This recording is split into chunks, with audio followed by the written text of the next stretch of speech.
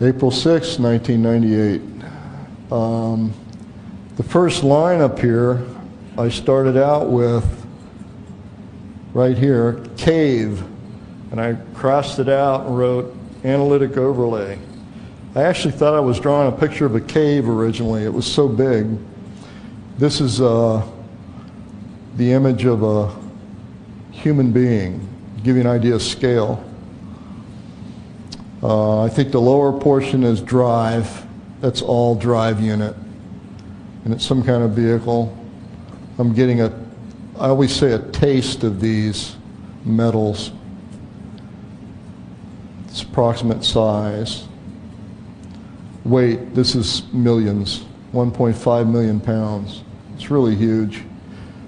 And I think what this is probably an empty transport. I think all the really big ships are all motherships. They're all transport ships.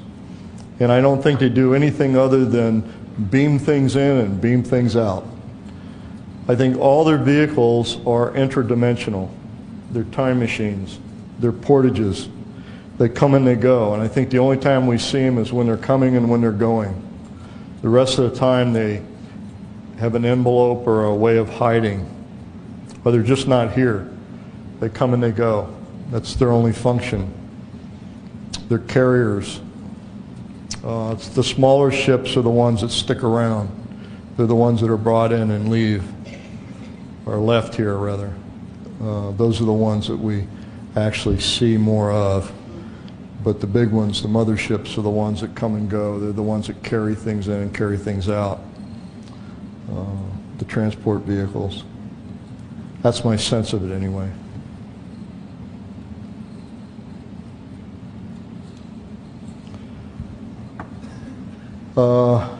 This one's a little hard to see.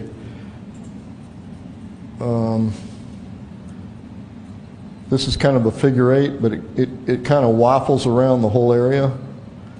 And this is, that word there is corona. It creates a corona around the vehicle. And that's actually the vehicle, I think. It's a sketch I was doing. And I think that figure eight is kind of a force field of some kind. That's a larger sense of it. And what it does is it creates you can't read the writing, I know. That's a corona. And that right there is, I call that a singularity. And that's a larger figure eight. And this narrows into the way it bends or twists space-time in some way. I'm not exactly sure how that works. It's just the way it feels or the way I sense it in the remote viewing. But that's the way the motherships come and go, maybe.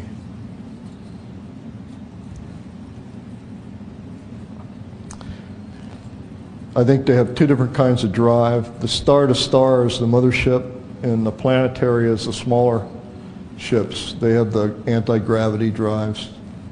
Or better than anti-gravity, I think it's they negate inertia, would be a better way to say it. By negating inertia, what that means is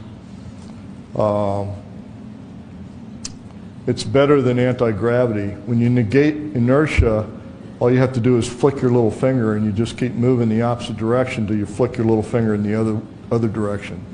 So it takes no energy at all to do miraculous things. If you have no inertia in your body, you can basically lean in one direction and you just keep moving in the direction you lean until you lean the opposite direction. It's a better mode of mobility.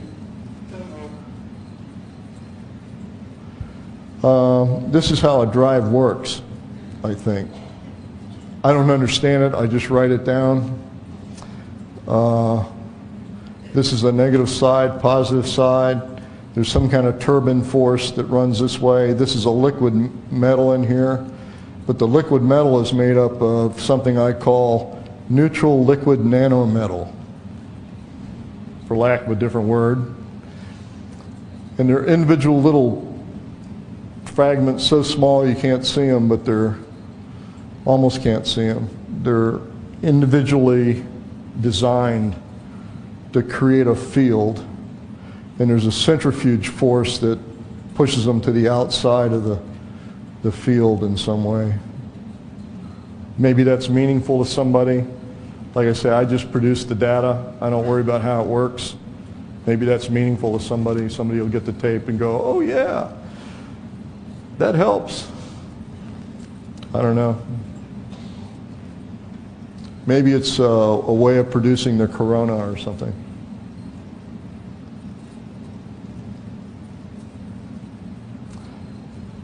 Alien sleeping pod. When you get inside the ship and you start looking for aliens, you almost never see one. And I think that's a deliberate problem.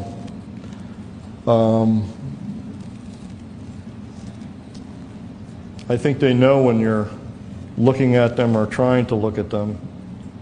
The interesting thing about an alien sleeping pod is that I'm not sure if it's used for sleep. I'm not sure if that's what it is. My sense of it is it might be a rejuvenation pod or a sleeping pod or a hideout. I don't know what it is.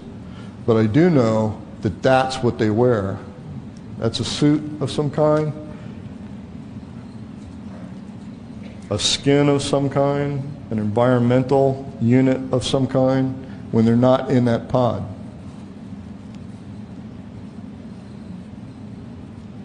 It's kind of interesting.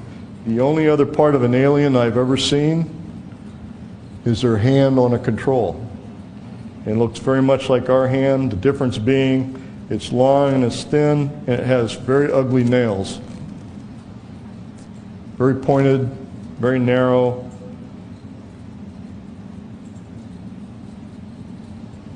Wouldn't want to get in a cat fight with them unless I was armed. But they're very gentle with them. That's my sense. I've never seen a whole alien outside of a suit.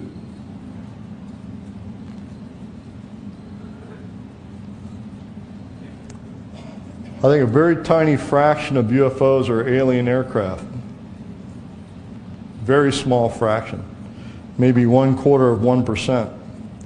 I think the vast majority of UFOs are home-built. The reason I say that is because of all the damage they do.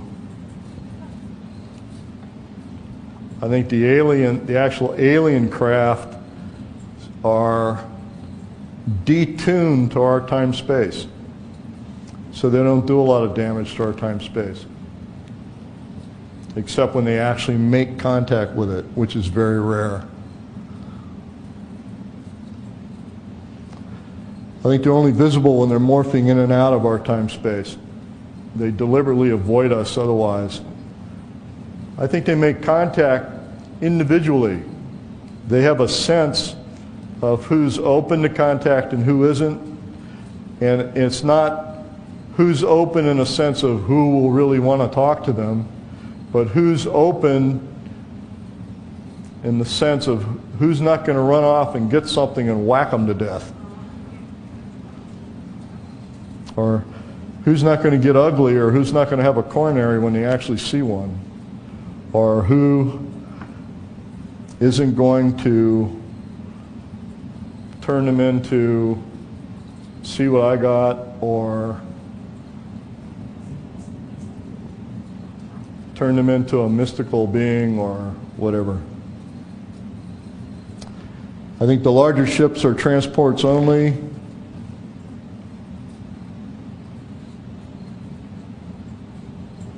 I think all of their ships are not built, they're grown. I think they're actually grown like crystals. I got a lot of remote viewing data on the ship's construction, but it's impossible to display. You can't draw it. it's even difficult to talk about. The ships communicate with the occupants. It's almost like organic or chemical in some way, neurological in some way. They actually grow the ship on a molecule-to-molecule basis. They're so light and intricately strong, like the structure of a bone would be. Everything on board the ship is intricately tied to their space-time. In other words, when they're here, it's still tied to their space-time, not ours. So it's very difficult for us to relate to it and them to relate to us in a space-time sense. And everything on board is mentally tied to their ship and to each other. So they know more about what's going on within their ship and within each other. So they are very sensitive to when they've been invaded by another entity. We've never seen an alien that is not wearing a suit. So when you see the guys with the funny eyes and a little slit for the nose and a little slit for the mouth, that's a suit. That's an environmental suit. You're not seeing the alien. And the reason why you're not seeing the alien is because they're probably butt ugly.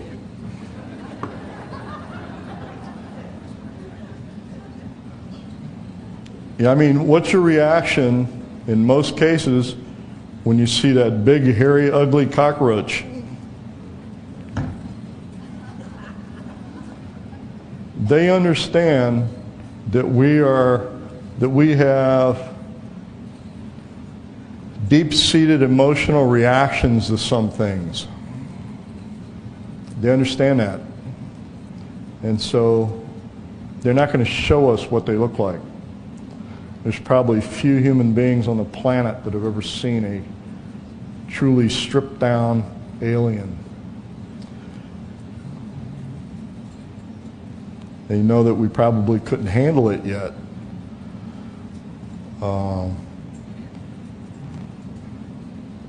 It's probably why we won't have a full species-to-species contact for a long time, because they see what we do when we react to other humans of different color or different culture or different religion. I mean, they watch our TV. I mean, it's sad, but it's true. So we see aliens in suits. And that's why they make contact with us as individuals, in the hopes that maybe they can alter what's going on.